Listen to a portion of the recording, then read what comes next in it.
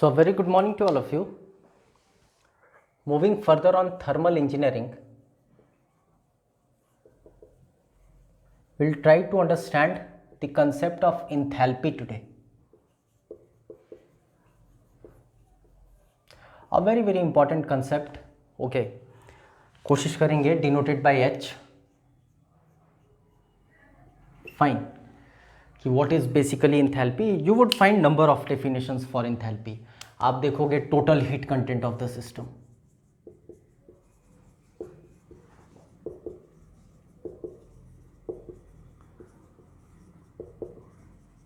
R S खुरमी में तो बड़ा इनफैक्ट आर एस खुरमी एज वेल एज पी के नाग में तो बड़ा इंटरेस्टिंगली लिखा हुआ है कि in thermodynamics U plus P V fine occurs very frequently.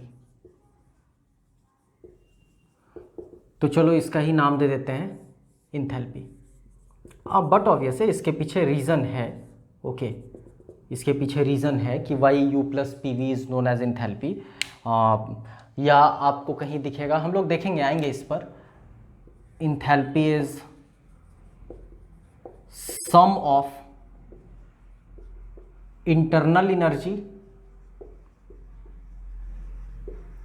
And flow energy. Fine. आप देखोगे in number of places enthalpy as sum of internal energy and product of pressure and volume. अब कोशिश करते हैं इसको समझने का कि कैसे ये जस्टिफाइड है. ओके तो पहले भी हम लोग थर्मल इंजीनियरिंग के सेशन में बात किए हैं कि इंटरनल एनर्जी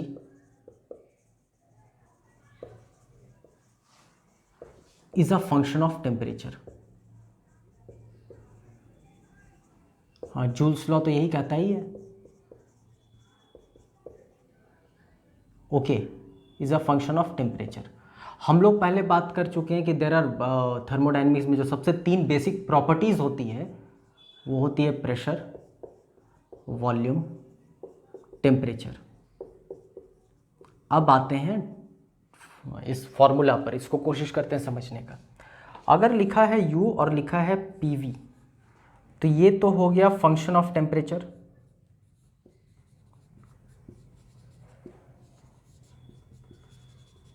फाइन.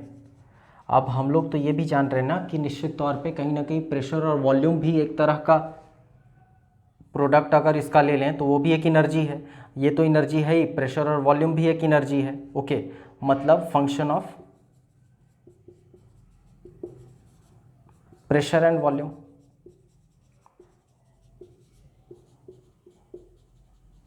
मतलब कहीं ना कहीं ये पूरा का पूरा एनर्जी ड्यू टू प्रॉपर्टी.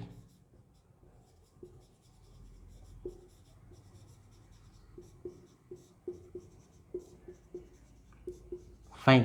आप कह सकते हो कि enthalpy is basically energy due to property. Property की वजह से जो एनर्जी होती है वो वही बेसिकली इंथैल्पी होती है. हम लोग यहाँ पर एक आइडियल गैस की बात कर रहे हैं. ओके या इसको एक और एंगल से समझा जा सकता है. I would like to share with you all U plus P V को. U is microscopic and this is macroscopic. हम लोग बात किए हैं इस पर पहले. फर्स्ट लॉ वाले सेशन को आप एक बार देख लेना. हम लोग उसमें बात किए थे कि बेसिकली यू को भी अगर सब डिवाइड करना है तो वो कहीं ना कहीं sum of kinetic energy, potential energy and there are I mean जब उन दोनों को इग्नोर कर दिया जाता है तो फिर जो चेंज इन इंटरनल एनर्जी होती है वो यू के बराबर हो जाती है. इस पर हम लोग बात कर चुके हैं. खैर ये तो समझ में आ गया कि enthalpy is basically sum of U and P V. Okay आप प्रेशर और वॉल्यूम मल्टीप्लाई करके देख लेना, you would find the same dimension as of कह सकते हो एनर्जी. फाइन. तो ये कहीं ना कहीं टोटल हीट कंटेंट है. हाँ, in fact you would find total energy content, ये सब इंथैल्पी है ऑफ द सिस्टम। तो यहाँ जरा वेरीफाई कर लो आप, इंटरनल एनर्जी को तो हम लोग ले ही लिए, माइक्रोस्कोपिक को भी ले लिए, मैक्रोस्कोपिक को भी ले लिए, इंटरनल एनर्जी को भी ले लिए, फ्लो एनर्जी को भी ले लिए, फाइन। तो why not, we can say at any moment of time that enthalpy is basically total energy content of the system. Okay, खैर, तो इसका यूनिट क्या होगा? Unit will be joule, but obviously unit will be joule, होना ही चाहिए, fine. अब यहाँ पर हम लोग देख चुके हैं एनर्जी जितनी भी होती है वो प्रॉपर्टी होती है, तो हम कह सकते हैं enthalpy is a property.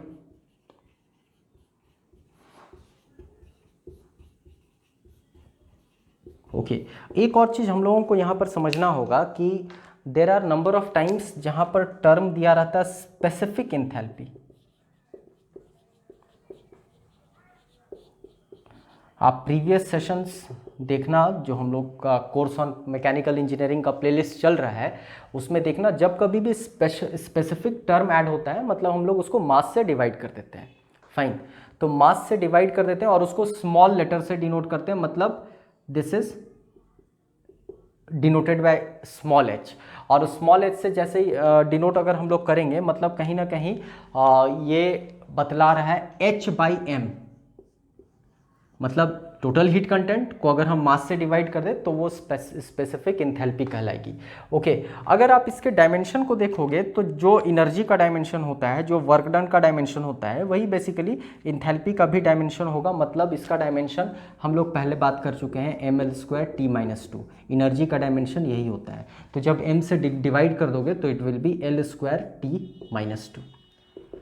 So these are some of the questions related with enthalpy. I don't think it is a very tough concept. एक important चीज़ हम लोगों को यहाँ पर और जानना पड़ेगा, okay, this is very important. Change in enthalpy is m Cp T2 minus T1. Okay, इस पर हम लोग फिर से एक बार चर्चा करेंगे। अभी के लिए बस आप इतना जान लो, using first law of thermodynamics हम लोग कोशिश करेंगे इसको समझने का। Delta H is equal to mCp T2 minus T1, या फिर आप dt कह लो, one and the same thing. और एक और चीज़ एंथैल्पी से रिलेटेड आप यहीं पर समझ सकते हो कि जब कभी भी एंथैल्पी कांस्टेंट होता है, I should write here, constant enthalpy process को वही आइसेंथैल्पिक कहा जाता है। तो ये सब कुछ term related with enthalpy important है, fine. This is only for understanding. I don't think कि एंथैल्पी में बेसिक लेवल पर इससे ज़्यादा कुछ आपको जानने की आवश्यकता है। So that's all for today, thank you.